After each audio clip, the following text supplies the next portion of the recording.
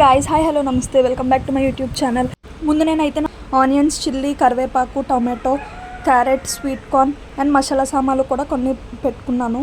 మీరు చూసినట్టయితే నేను సెపరేట్గా 2 ప్లేట్స్లో ఆనియన్స్ కట్ చేసి పెట్టుకున్నాను.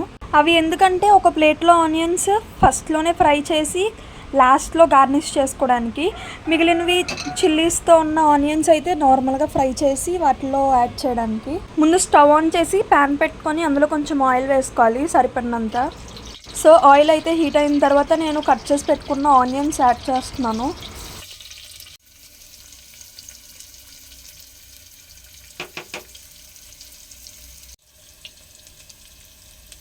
ఈ ఆనియన్స్ ఫ్రై అవ్వాలి, కానీ మాడిపోకూడదు, అలాగని డార్క్ బ్రౌన్లో కూడా వచ్చేయకూడదు. గోల్డెన్ బ్రౌన్లో వచ్చినంత వరకు ఫ్రై చేసుకొని అవి సెపరేట్ తీసేయాలి. నేనైతే ఏ ప్లేట్లో కట్ చేసి పెట్టుకున్నానో ఫ్రై చేసిన తర్వాత మళ్ళీ సేమ్ ప్లేట్లో వేసాను.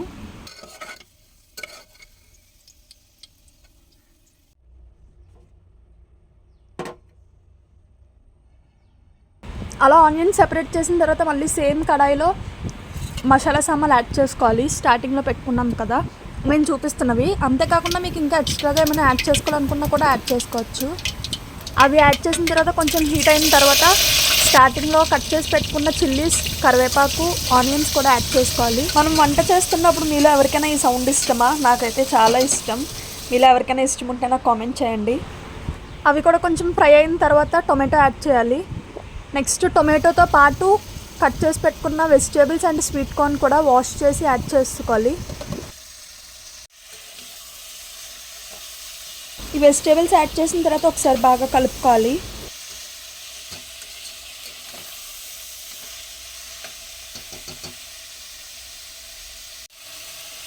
వాటిలో ఇప్పుడు మనం టేస్ట్కి తగ్గట్టుగా కొంచెం సాల్ట్ యాడ్ చేసుకొని వాటిని మగ్గనివ్వాలి.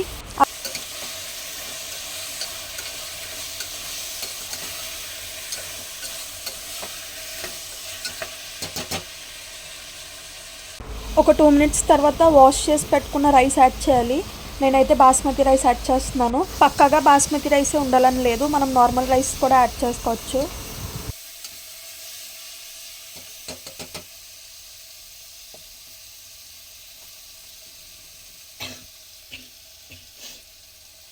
సో రైస్ యాడ్ చేసిన తర్వాత ఇంకొకసారి బాగా మిక్స్ చేసుకోవాలి, కానీ ఎక్కువగా మిక్స్ చేయకూడదు. అలా మిక్స్ చేస్తే రైస్ అనేది విరిగిపోద్ది. సో అది బాస్మతి రైస్లో ఉండదు. ఇఫ్ నార్మల్ రైస్ మనం యూస్ చేస్తే పర్లేదు, బాస్మతి రైస్ యూస్ చేస్తున్నాం కాబట్టి కొంచెం ఎక్కువగా కలపకూడదు. మిక్స్ చేసి 2 మినిట్స్ తర్వాత 1 గ్లాస్ బాస్మతి రైస్కి 1.5 గ్లాస్ వాటర్ యాడ్ చేస్తున్నాను. మనం వాటర్ యాడ్ చేసాం కాబట్టి ఇప్పుడు సాల్ట్ మనం టేస్ట్ చేసుకోవచ్చు. ఇఫ్ ఇన్ కేస్ మీకు కానీ సాల్ట్ సరిపోకపోతే కొంచెం యాడ్ చేసుకోండి. నాకైతే కరెక్ట్గా సరిపోయింది.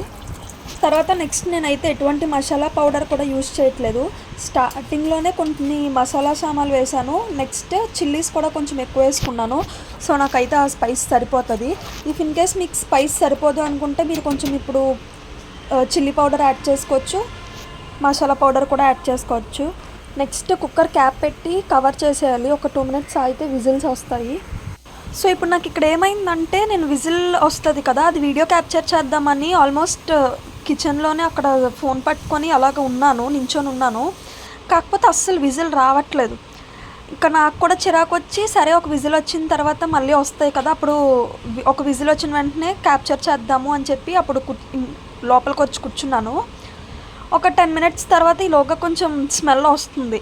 ఇదేంటి ఇలా స్మెల్ వస్తుందని చెప్పేసి స్టవ్ ఆఫ్ చేసేసాను. ఆఫ్ చేసి ఓపెన్ చేసి చూస్తే వాటర్ మొత్తం అంటే ఎగ్జాక్ట్గా ఉడికింది. నాకు కరెక్ట్గా ఉడికింది, కాకపోతే విజిల్ అనేది రాలేదు. ఎందుకు విజిల్ రాలేదో నాకు ఇప్పటికీ తెలియట్లేదు. మీకు కనుక తెలిస్తే నాకు కామెంట్ సెక్షన్లో కామెంట్ చేయండి.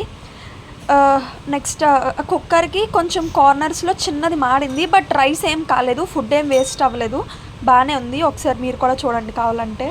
సో ఫైనల్గా అయిపోయింది. నేనైతే స్టార్టింగ్లో ఫ్రై చేసి పెట్టుకున్న ఆనియన్స్తో ఈ రైస్ అనేది కొంచెం ప్లేట్లో పెట్టుకొని గార్నిష్ చేసుకొని తినేసాను. టేస్ట్ చాలా బాగుంది. మీరు కూడా ట్రై చేయండి. ఎలా వచ్చిందో కూడా నాకు కామెంట్ సెక్షన్లో కామెంట్ చేసి చెప్పండి. Thanks for watching. Bye bye. Please subscribe my channel.